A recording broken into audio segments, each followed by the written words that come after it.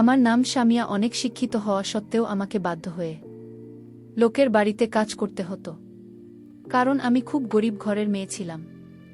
আমার বাড়ির মালিকের দেখাশোনা করাই ছিল আমার আসল কাজ, কারণ আমার বাড়ির মালিক ভীষণ অসুস্থ মানুষ ছিলেন। আমি 24 ঘন্টা মালিকের বাড়িতে থাকতাম। তারপর প্রত্যেক দিন রাত হতেই আমার বাড়ির মালকিন আমাকে গুরুজির কাছে নিয়ে যেতেন। তারপর গুরুজির কাছে যাওয়া মাত্রই আমি শুয়ে পড়তাম। তারপর সকালবেলা যখন আমার ঘুম ভাঙে তখন আমার জামাকাপড় ও চুল এলোমেলো হয়ে থাক। এমনকি জানি না কেন আমার হাঁটাচলা করতেও একটু অসুবিধা হতো। জানি না সারা রাত ধরে গুরুজি আমার সঙ্গে এমন কি করতেন যে সকালবেলা আমার জামাকাপড় ও চুল এলোমেলো হয়ে থাকত। তারপর সেদিন আমি যখন গুরুজির ঘরের ভিতরে ঢুকে গুরুজির সত্যিটা জানার জন্য শুয়ে থাকার নাটক করেছিলাম। তারপর নিজের চোখে গুরুজির সত্যিটা দেখার পরে আমার যেন দম বন্ধ হয়ে আসছিল। আসলে আমি গরিব ঘরের মেয়ে হলেও ভীষণ সুন্দরী ও শিক্ষিত ছিলাম, কিন্তু তা সত্ত্বেও আমার কপালে সরকারি চাকরি জোটেনি। তাই আমি বাধ্য হয়ে শহরে এসেছিলাম। আমার এক বান্ধবীর কাছে ভেবেছিলাম এতগুলো ডিগ্রি অর্জন করার পরেও যদি কোনো কাজে নিযুক্ত হতে না পারি তাহলে তো এত দিনের পড়াশোনা ব্যর্থ হবে। তাই বাধ্য হয়ে গ্রাম থেকে শহরে এসেছিলাম। শহরে আসার পরে আমার একটা বাড়িতে চাকরিও লেগেছিল এবং তারা বিশাল ধনী ছিল। সেদিন প্রথম আমি যখন আমার বান্ধবীকে সঙ্গে করে মালকিনের বাড়িতে যাই, তখন বাড়ির ভিতরে ঢোকামাত্রই তো আমার চোখ দুইটা বড় হয়ে যায়, কারণ বাড়ির বাইরেটা যতটা সুন্দর ছিল, বাড়ির ভেতরটা তার চাইতে অনেক বেশি সুন্দর ছিল এবং বাড়িতে ঢোকা মাত্রই মনে হচ্ছিল যেন আমি কোনো রাজপ্রাসাদে ঢুকে পড়েছি। তারপর বাড়িতে ঢোকা মাত্র আমি যখন পুরো বাড়িটা ঘুরে ঘুরে দেখছিলাম তখন ওই সময়ে বাড়ির একটা কাজের লোক আমাকে এসে বলল, আপনি কি সানিয়া ম্যাডাম? আমি তখন একা যে লোকটাকে মাথা নাড়িয়ে হ্যাঁ বলেছিলাম। তারপর ওর কাজের লোকটা আমাকে একটা জায়গায় বসতে বলেছিলেন এবং মালিকের জন্য অপেক্ষা করতে বলেছিল। তারপর কিছুক্ষণ বসে থাকার পরে যখন মালকিন আমার সামনে এলেন, তখন উনাকে দেখে তো আমি প্রথমে একটু ঘাবড়ে গিয়েছিলাম। তারপর উনি আমাকে বললেন, স্বামী, আর তুমি যদি আমার বাড়িতে কাজ করতে চাও তাহলে তোমাকে কিন্তু 24 ঘন্টা আমার বাড়িতে থাকতে হবে এবং তোমাকে 30,000 টাকা করে মাইনে দেব। 30,000 টাকা মাইনে শুনে তো আমি কাজ করতে রাজি হয়েছিলাম, তাও আবার এটা জেনেই যে আমাকে সেখানে কি কাজ করতে হবে। আসলে আমি এটা জানতাম না যে মালকিন আমাকে কি কাজের জন্য নিজের বাড়িতে ডেকেছিলেন। তারপর আমি যখন কাজের কথা জিজ্ঞেস করলাম তখন উনি আমাকে বললেন, কাজ করার আগে নাকি তাদের বাড়ির জিনিস গুরুজি আছেন, উনি আমাকে দেখবেন। তারপরে উনি যদি আমাকে পছন্দ করেন তাহলে নাকি আমি বাড়িতে কাজ করতে পারব। বলে আমি তো এই বাড়িতে কাজ করার জন্য রাজি হয়ে গিয়েছিলাম, কারণ মালিক বলেছিলেন মালিক নাকি অসুস্থ আছেন এবং সারাদিন উনার দেখাশোনা করার দায়িত্ব হচ্ছে আমার কাজ। তারপর মালকিনের কথা অনুযায়ী আমি যখন গুরুজির জন্য অপেক্ষা করছিলাম তখন দেখলাম একটা লম্বা চওড়া মানুষ যিনি ধুতি পরেছিলেন এবং উনার গায়ে একটা সাদা রঙের চাদর ছিল। তারপর উনি যখন আমার সামনে আসেন তখন মার্কিন আমার হাত ধরে গুরুজির কাছে নিয়ে এসে বললেন, গুরুজি, এই মেয়েটা হচ্ছে সামিয়া এবং স্বামী অনেক শিক্ষিত, যার জন্য আমি এই মেয়েটাকে আমার স্বামীর দেখাশোনার জন্য পছন্দ করেছি। এবার আপনি দেখে বলেন যে স্বামী আমাদের বাড়িতে রাখা ঠিক হবে কিনা। এ সময় জানি না কেন ওই গুরুজিকে দেখার পরে আমার মনে একটা অন্যরকম অনুভূতি এসেছিল। আমি তো এটাই বিশ্বাস করতে পারছিলাম না যে এত বড়লোক হওয়া সত্ত্বেও তারা কিভাবে কুসংস্কার ও অন্ধবিশ্বাসে বিশ্বাসী ছিল। তারপর মালকিনের কথা অনুযায়ী আমি যখন গুরুজির সামনে গিয়ে দাঁড়ালাম তখন উনি আমাকে বললেন, এই যে মেয়ে, তোমার হাতটা সামনে ধরো। গুরুজির কথা শুনে আমি যখন ভয়ে ভয়ে নিজের হাতটা সামনে ধরলাম তখন উনি নিজের 2 হাত দিয়ে আমার ডান ধরে নিজের 2 চোখ বন্ধ করে বিড়বিড় করে কিছু একটা বলতে লাগলেন। আরে তারপর চোখ খুলে আমার মাথায় হাত রেখে মালকিনের দিকে তাকিয়ে বললেন, স্বামীকেই বাড়িতে রাখলে খুব ভালো হবে, কারণ এই মেয়েটা এই বাড়ির জন্য খুব লক্ষণ।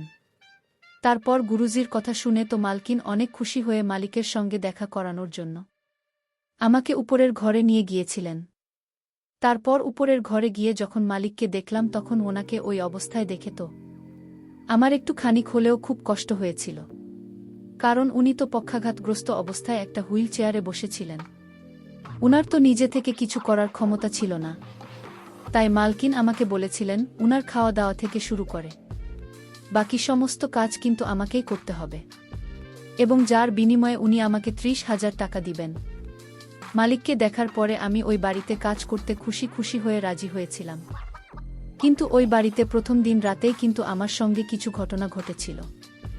আসলে আমি যখন মালকিনের কাছে মালিকের রকম অবস্থার কারণ জানতে চেয়েছিলাম, তখন মালকিন বলেছিলেন যে গত 7 মাস আগেই নাকি ওনার 27 বছরের তরুণ ছেলে অ্যাক্সিডেন্টে মারা গেছে এবং তার শোকে নাকি মালিকপক্ষ গ্রস্ত হয়ে গেছেন। ওটা শুনে তো আমারও ভীষণ খারাপ লেগেছিল। আমার যেহেতু ওই ঘরের 24 ঘন্টার কাজ ছিল, তাই মালকিন আমাকে মালিকের পাশের ঘরে থাকতে দিয়েছিলেন। কিন্তু সেদিন রাত্রিবেলা আমি যখন নিজের ঘরে শুয়েছিলাম, তখন অর্ধেক রাতে মনে হলো কেউ যেন আমাকে বাজেভাবে ছোঁয়ার চেষ্টা করছে। তারপর আমি যখন ঘাবড়ে গিয়ে ঘরের লাইটটা অন করি, তখন দেখলাম ঘরের ভেতরে তো কেউ ছিল না। আমি তখন ভয় পেয়ে ঘর থেকে বাইরে বেরোতে আমার গুরুজির সঙ্গে অনেক জোরে ধাক্কা লাগে। গুরুজি তখন আমাকে অনেক বেশি ভয় পেতে দেখে বলেছিলেন, আরে সামিয়া, তোমার কি হয়েছে? এত রাতে তুমি এত বড় বাড়িতে একাই ঘুরে বেড়াচ্ছে কেন?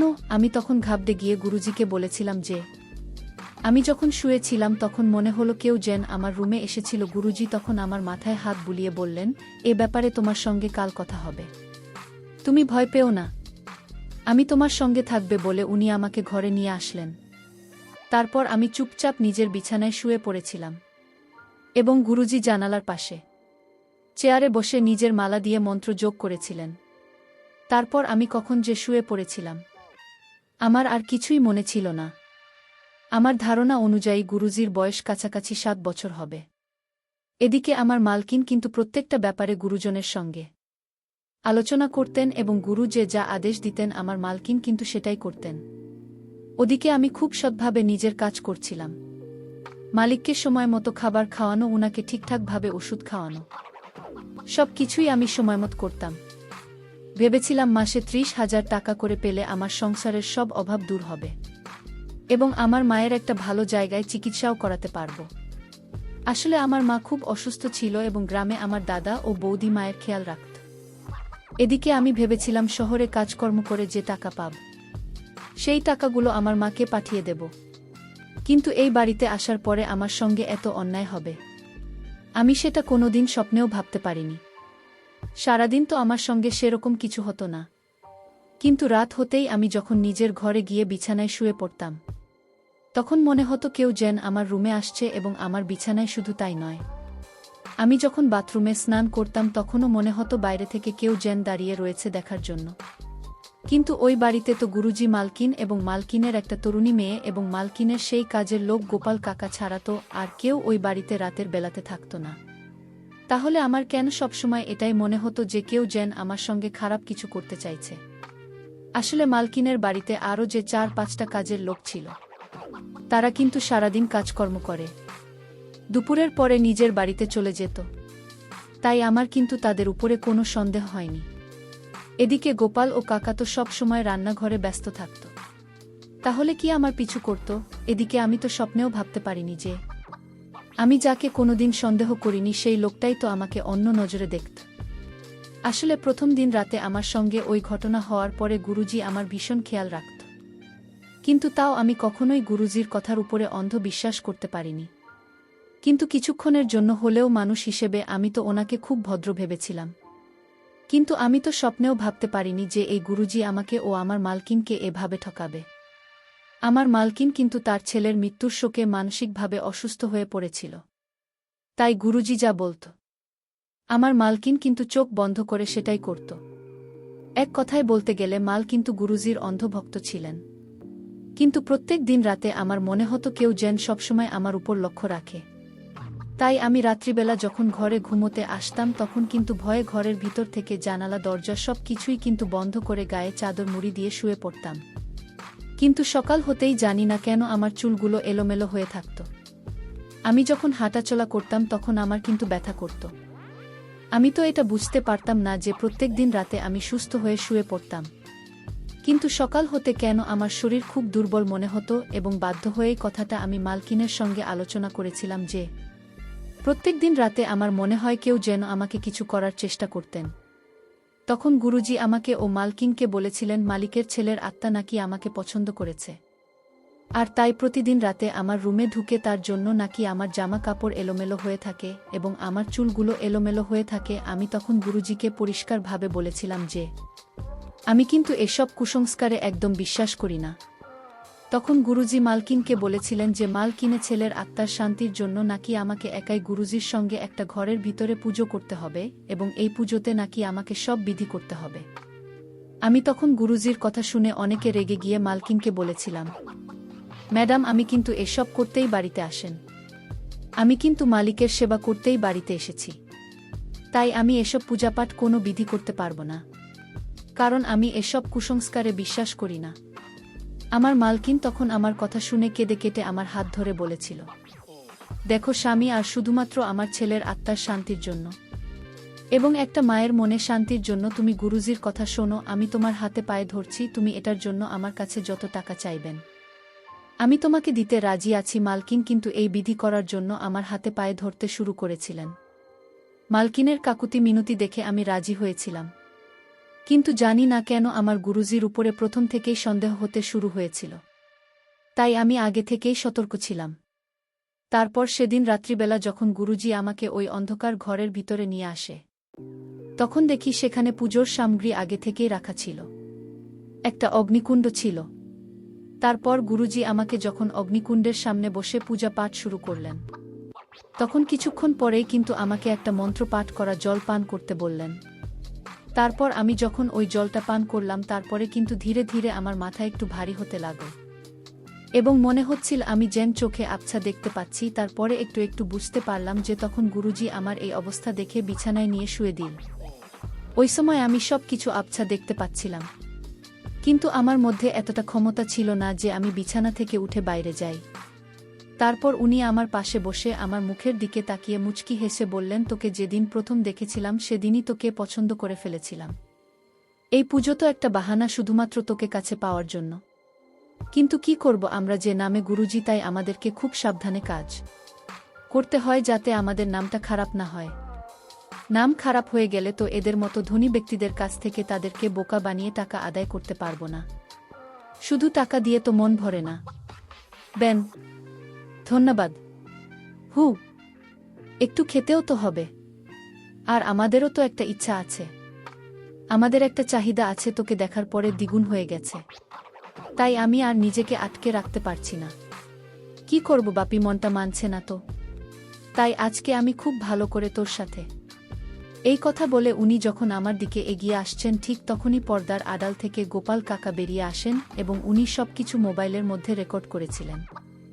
আসলে মালকিনের কাকুতি মিনতি দেখার পরে আমি পুজোতে বসতে রাজি হয়েছিলাম, কিন্তু আমার তো প্রথম দিন থেকে গুরুজির উপরে অনেক সন্দেহ হয়েছিল, তাই আমি গুরুজির সঙ্গে একাই বিধি করার আগে কিন্তু গোপাল কাকাকে সব কিছু বলে রেখেছিলাম এবং তাকে আমি আগে থেকেই গুরুজির ঘরের ভিতরে পর্দার আড়ালে লুকিয়ে থাকতে বলেছিলাম, কারণ গুরুজির আসল চেহারা আমি মালকিনকে দেখাতে চেয়েছিলাম যে উনি যে লোকটাকে অন্ধের মতো বিশ্বাস করেছিলেন উনি তো একজন বন্ধু ছিলেন। আমি তো বুঝতে পারি না এখনকার যুগে প্রত্যেকটা মানুষ এত শিক্ষিত হওয়া সত্ত্বেও কিভাবে এসব ভণ্ড বাবাদের মিথ্যের জালে ফেসে যায়। শুধু তাই নয়, মালিকের ছেলে মারা যাওয়ার পরে মালকিনকে তার মৃত ছেলে দোহাই দিয়ে ওই বলগুলো লক্ষ লক্ষ টাকা মালিকের কাছ থেকে আদায় করেছে। সেদিন ওই ভোট গুরু যখন নিজের মুখে সবকিছু স্বীকার করেছিল, তারপরে তার অজুহাত দেখানোর আর কোনো রাস্তা ছিল না। সেদিন ওই ভিডিওটি আমার মালকিনকে দেখেছিলাম এবং ভিডিওটি দেখার পরে মালকিনের গুরুজির উপর থেকে অন্ধভক্ত দূর হয়েছিল এবং উনি গুরুজিকে সেদিন ধাক্কা মেরে বাড়ি থেকে বের করে দিয়েছিলেন। প্রিয় বন্ধুরা, তোমাদের কাছে গল্পটি কেমন লাগলো তা অবশ্যই কমেন্ট করে জানাতে ভুলবেন না। আর এরকম নতুন নতুন গল্প পেতে আমার চ্যানেলটিকে সাবস্ক্রাইব করে পাশে থাক।